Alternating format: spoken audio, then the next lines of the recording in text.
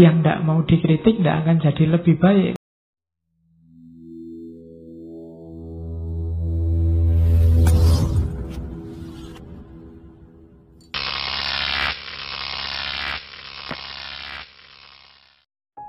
Satu ketika ada yang mencaci maki Umar. Gubernur Irak ngirim surat. Ada seseorang yang mencaci maki Anda. Aku menangkapnya dan bermaksud tak hukum, tak bunuh. Khalifah Umar segera balas, lepaskan dan maafkanlah dia. Kalau sampai kamu berani membunuhnya, aku akan menghukum mati kamu. Ya, kalau yang dicela pribadi, tidak usahlah pakai dihukum.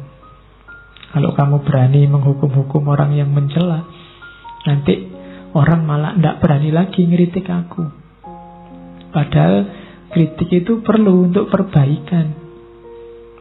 Yang tidak mau dikritik tidak akan jadi lebih baik, karena yang sekarang dianggap sudah baik. Ya yang sekarang ya insya Allah sudah baik, tapi kan di titik tertentu ada kelemahannya. Di situ gunanya kritik. Dan Umar sadar betul itu. Makanya jangan bungkem, jangan menghukum orang yang mengkritik. Mungkin orangnya kurang pinter sehingga kritiknya keluarnya caci maki. Itu yang ada di pikirannya Umar. Oke, satu ketika Umar ditanya tentang konflik antara Bani Hashim, Bani Umayyah. Katanya Umar, itu kan peristiwa berdarah, dan Allah menjaga tanganku dari peristiwa itu. Tetapi apakah aku tidak boleh membersihkannya dengan lidahku?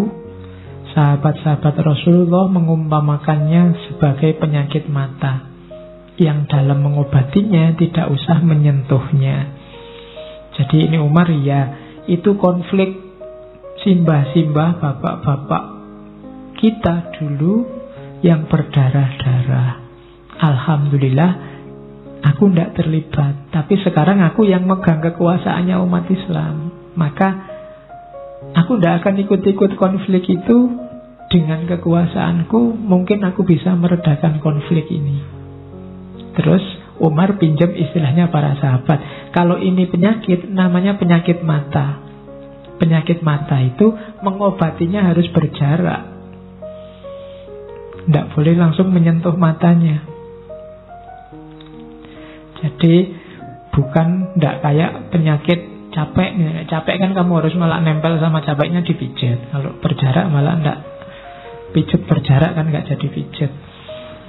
Tapi kalau sakit mata tidak boleh nempel. Jadi, nah konfliknya antar umat Islam ini kayak penyakit mata. Iya, harus diselesaikan oleh yang berkepentingan. Tapi kalau bisa ambil jarak.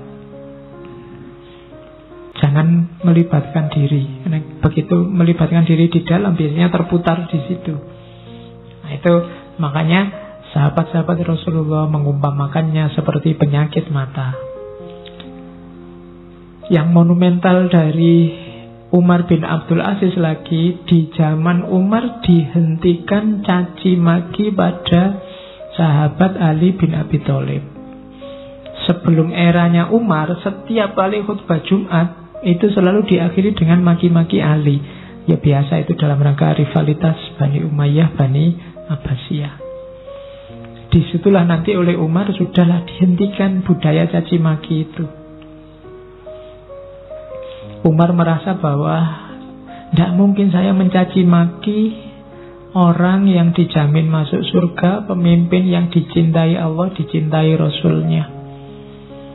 Jadi tradisi ini harus dihentikan. Itu yang mungkin membuat Umar tidak populer di kalangan keluarganya sendiri, Bani Umayyah. Dan itu nanti jadi awal. Setiap kali khutbah Jumat kan yang dibaca diganti dengan surat An-Nahl ayat 90 itu.